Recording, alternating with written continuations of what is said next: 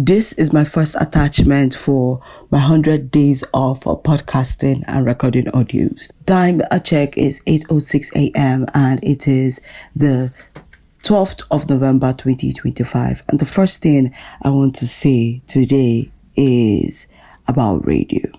I just celebrated my birthday November 8th, and I know that one thing that I really wanted or that I was looking forward to was the celebration on air. Having the callers, listeners call in and celebrate me or, give me gifts or something like that. It was just, a fantasy in my head, something like I envisioned. Though I didn't do that on the day of my birthday, it was like days later. That's yesterday, November 11. But I still came on air and spoke about my birthday and how I celebrated. And little, I was expecting, someone to call in to just, wish me happy birthday or just, celebrate me on air. And unfortunately, that did not happen, but it left me thinking, and this is not the first time I'm going to be thinking about this. I went into radio with the idea that love was going to come anyways. I didn't love myself. Love was going to come anyways. People are going to listen to me. I'm going to influence a whole generation of people. And while that was selfish, right now, I'm in a better place with my relationship with radio, or I'm constantly moving towards not wanting to be loved by anybody or liked by anybody. I'm here to do a freaking job, and I am here to spew the truth. If you like it, good. If you don't like it, good. I'm not going to conform for you to love me, because I realized that I was always being a certain way so that people would like me, so that people would look up to me. But that sucked a whole lot, because you can't start off wanting to be a role model. You just be yourself, and if people like it, they follow you, right? They relate with that and they associate with that anyways. I realized that was very toxic, but the one that happened recently on my birthday made me really think, why was it really important for these people to show me that they liked me, even while I knew that I shouldn't be expecting that kind of like or validation from someone?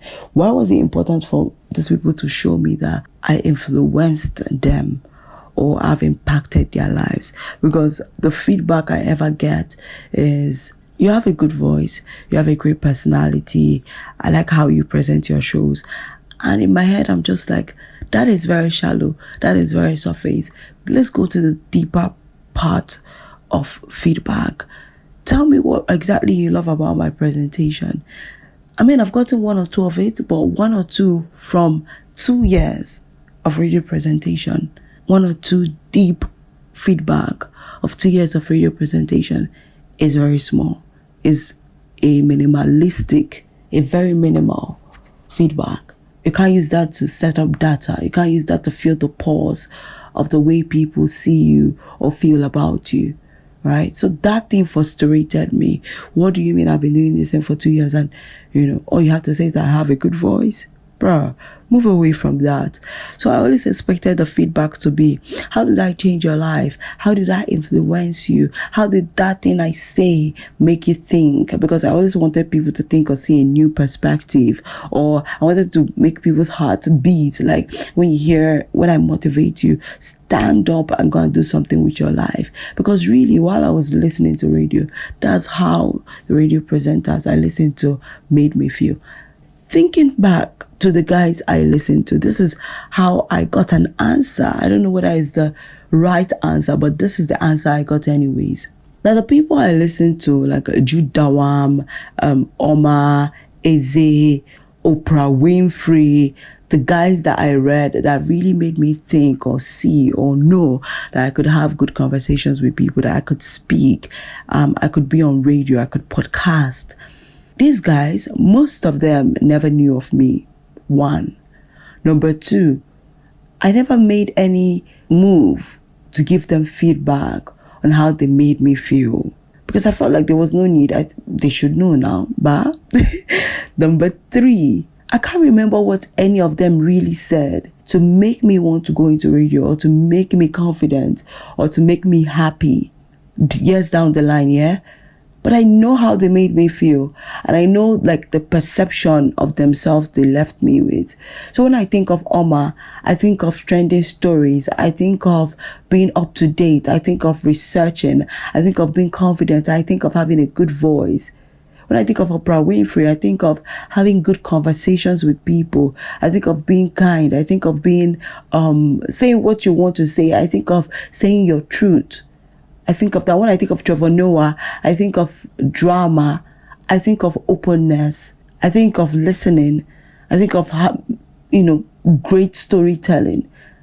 When I think of Vusi Tembakwayo, I think of intelligent conversations. You can see like a trend with the people I listen to, yeah.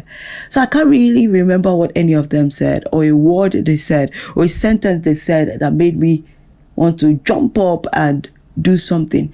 But the consistent way they showed up, their self-image, the consistent way that Oprah Winfrey showed up, Trevor Noah showed up, Vusi Tembakwayo showed up, Oliver Modi showed up, Jola Ayeye of I Said What I Said showed up, FK showed up. The way these guys showed up that made me like them is really what influenced me, not what they said. Of course, I listen to what they say. I listen to who they are. I watch them. But the influence transcends what they say.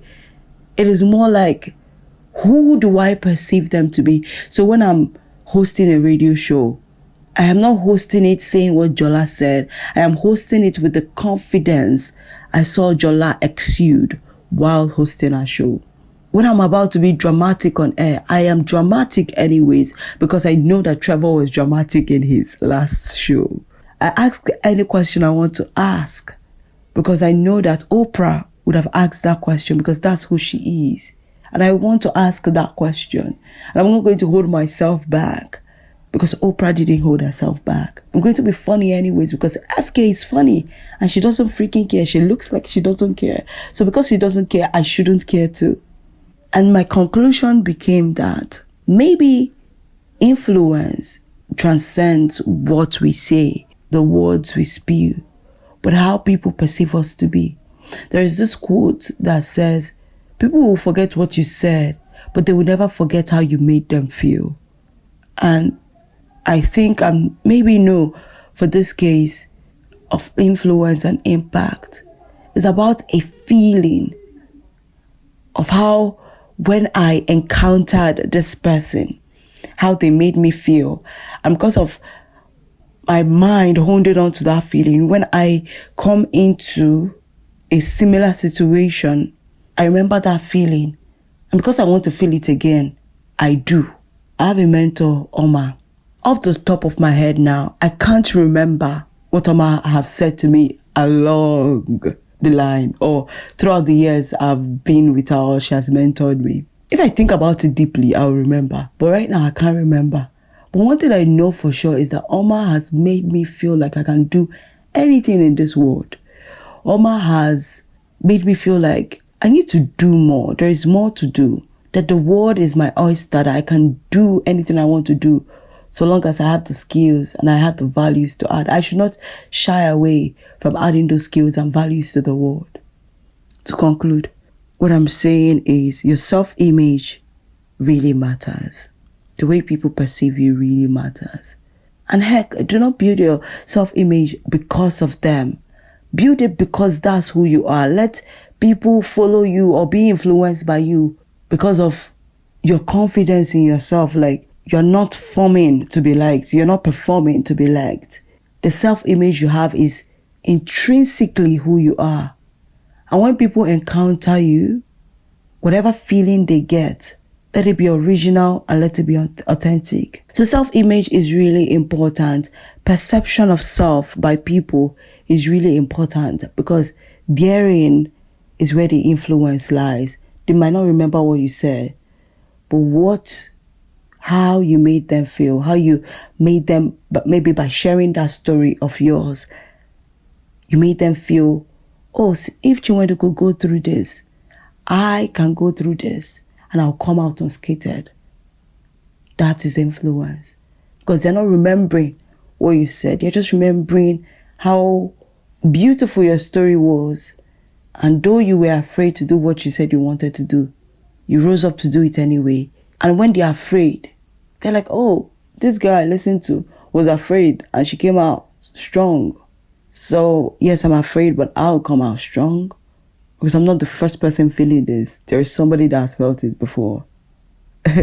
So build your self-image and lead, not to be liked, but lead because it is in your nature to lead. It is in your nature to present your best self, and your best self should come out because you want, not because another person wants it, but because you want yourself to be the better version. It's something you crave for, it's something you desire. Until tomorrow, bye.